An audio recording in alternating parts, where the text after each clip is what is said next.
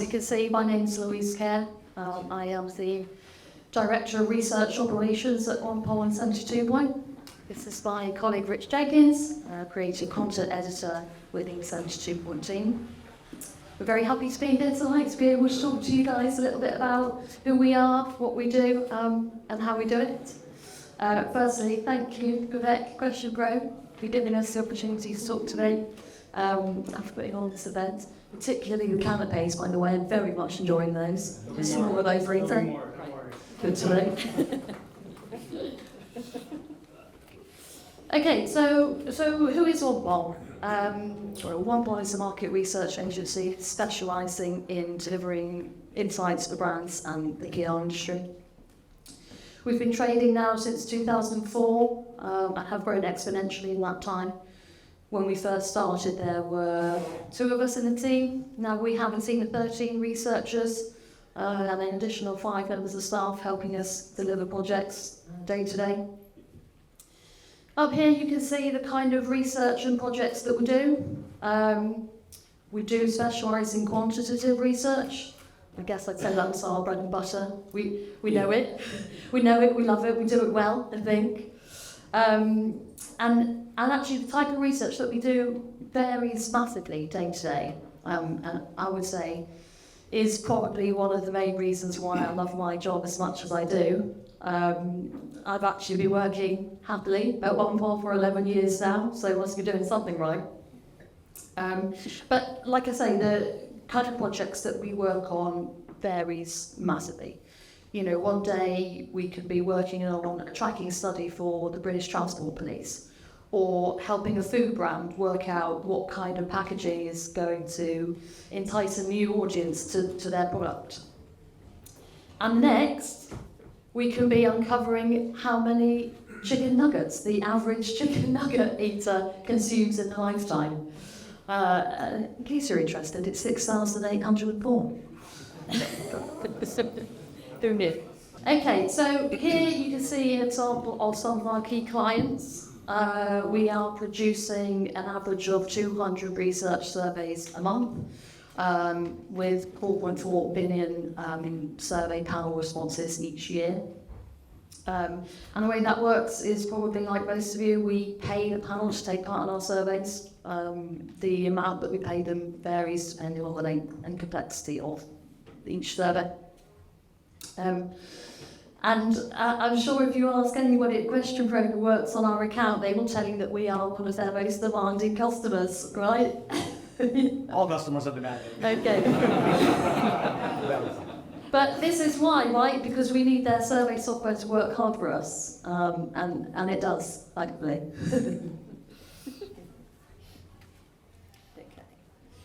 Okay, so at OnePoll we have got company partnership with the Market Research Society, and we are members of ESOMAR and the British Polling Council as well.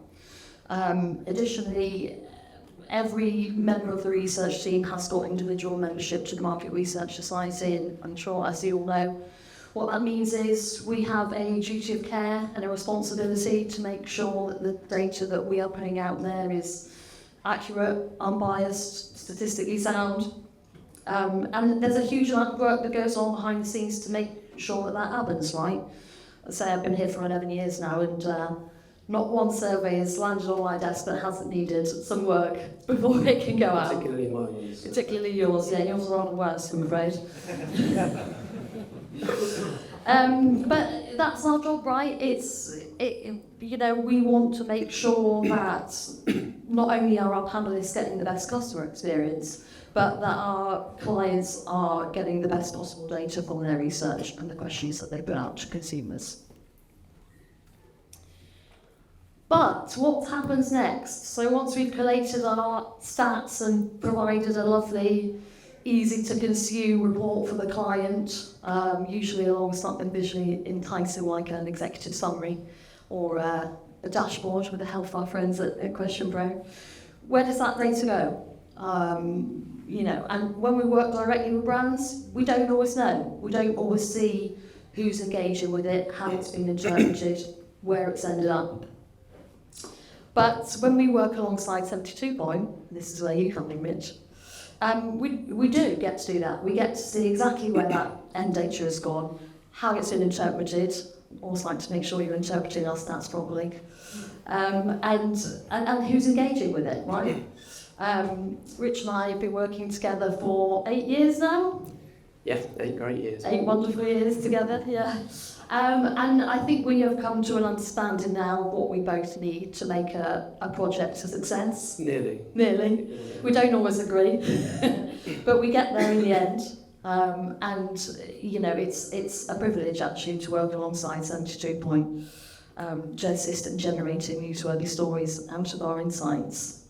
And I'll hand over to you now, Rich, to tell us exactly how you do that. Thank you very much, Louise. You're welcome. So, as Lou mentioned, I've been at 72 Point for about 8 years now. Prior to that, I was a writer and journalist for 10 years or so. So, in that time, same as many of you, you would have seen the media landscape change from a very print-focused way of doing things with, you know, hundreds of thousands of magazines, newspapers going out daily, weekly, monthly, to something that's a lot more digitally and visually focused. So what I'm going to talk to you about very briefly today is how we've used research across a couple of stories that we've done in the last few months in slightly different ways, and we've interpreted that data differently and used a few different kind of routes to media to make that research really work as hard as it possibly can for us and generate really impactful news coverage for the clients that we work with. So the first route that I think is really important for us to look at is when we get a piece of research back from OnePoll.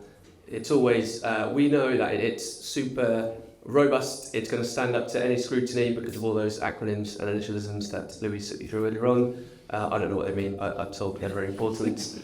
I'm just the writer. And so one of the key tenets that we go by is really looking into your data splits. So when you get a piece of research back, it's not just looking at the kind of, we do a lot of nat rep, like 2,000 adults do X kind of surveys.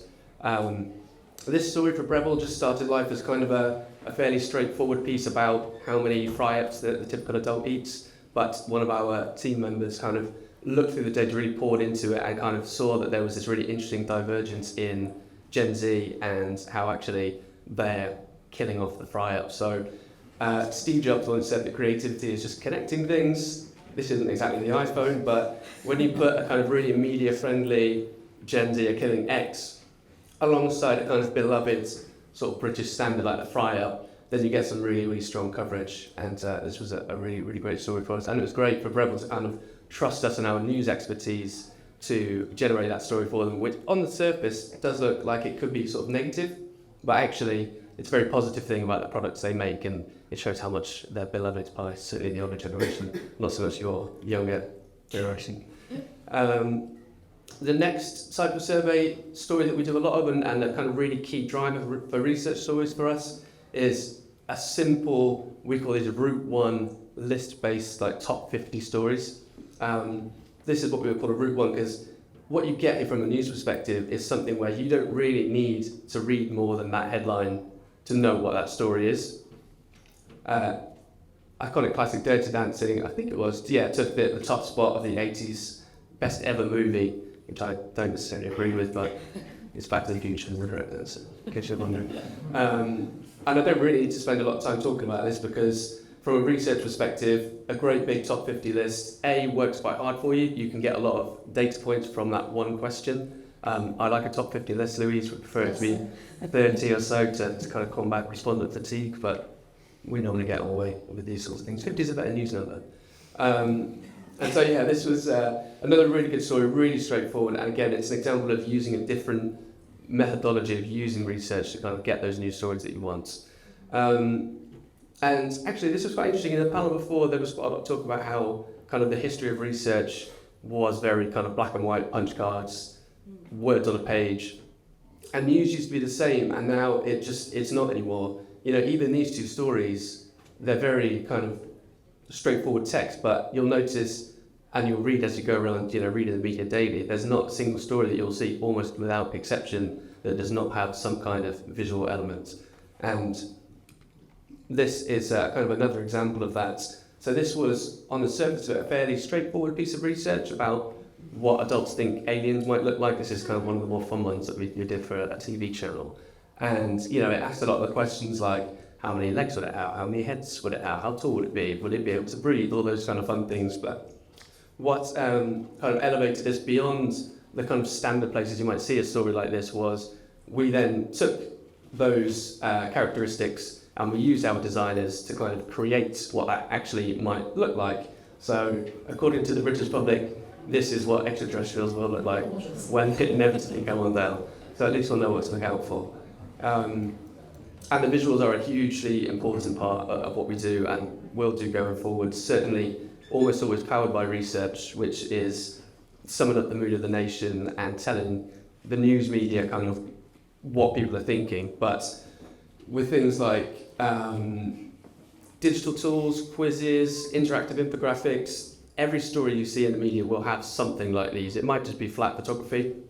It might be something more interactive. We last year acquired Pimpep, who are a hugely respected photo agency in the media, and they go out and they take news stories, photos for us on a daily basis up and down the country, around the world, in fact. And so they're great. So yeah, news stories will have some kind of visual element, and increasingly so, that's the way it's going because people are consuming media differently now. Yeah. And that's really kind of what we've got to talk about today. That's it. Thank you. Yeah. Thanks, Rich. And thank you. Oh, I'm off. They turn you off. I'm off. You want? Figure out. And half. Am I? We can hear you. Okay, fine. I'll just shout and around it. But that was it, really. Thank you, everybody, for listening. And should you have any questions about what we do and how we might be able to help you with your upcoming projects or accounts, you will definitely find Rich and I at the bar eating more campaigns imminently. Thank you.